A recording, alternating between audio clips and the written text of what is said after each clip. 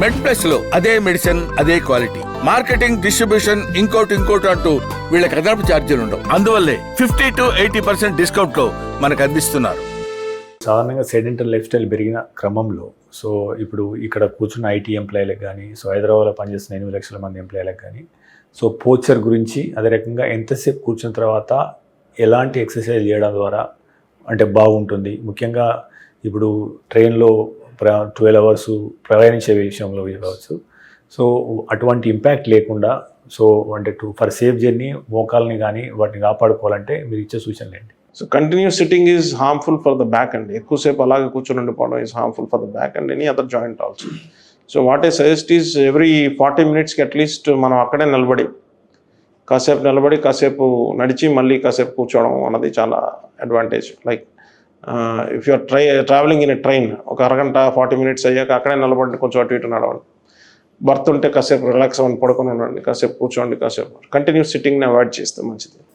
And then I suggest frequent travellers కూడా, కార్లో వెళ్ళే వాళ్ళకి కూడా అట్లీస్ట్ 1 hour అయ్యాక you should give a small break, stretch yourself, come out of the car, walk for 2 minutes or 1 minute, and then again sit and go for traveling. Continuous sitting వల్ల ఏమవుతుందంటే disc మీద pressures అలా ఉండిపోయి disc degeneration రావడం, disc అరుగుదల రావడం, అది disc protrusion, prolapse, extrusion అలా వెళ్తాం. సో డాక్టర్ గారు, యాక్చువల్గా మనం తెల్లారేసి అందరూ వాకింగ్ చేస్తూ ఉంటారు. సో సాధారణంగా వాకింగ్ రమ్మని ఇంకోళ్ళని అడిగితే అసలు ఆ వాకింగ్ సిమెంట్ రోడ్లో మంచిదిగా అందుకే రావట్లేదు, దాంతో మీ మోకాలే పాడైతే అని ఇంకో రాని వాళ్ళు అంటారు. సో యాక్చువల్గా వాకింగ్ అనేది ఏ రోడ్ల మీద చేయాలి? సో ఈ సిమెంట్ రోడ్ల మీద కానీ, లేదా డాంబర్ రోడ్ల మీద కానీ, లేదా మట్టి రోడ్ల మీద కానీ, అంటే ఏ రోడ్డు మీద చేస్తే ఉపయోగం? అసలు చేస్తే నిజంగా మోకాలకి ఏమైనా ఇబ్బంది ఉంటుందా? చాలా మంచి క్వశ్చన్ అడిగారు. యాక్చువల్లీ ఇది కూడా ఒక అపోహలాగే వస్తుంది యాక్చువల్లీ. కానీ if you are wearing a very good footwear like sports shoes అట్లాంటివి, మెమరీ ఫోమ్ షూస్ అట్లాంటివి వాడుతూ ఉంటే మీరు you can definitely go on a cement road. దానివల్ల వాకింగ్ చేయడం వల్ల ప్రాబ్లం ఏం లేదు.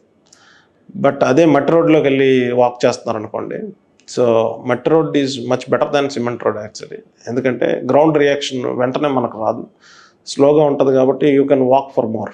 ఎక్కువ నడవగలరు, ఎక్కువ ఎక్సర్సైజ్ చేయగలరు, ఎక్కువ రన్నింగ్ చేయగలరు. Impaction from the ground will be less.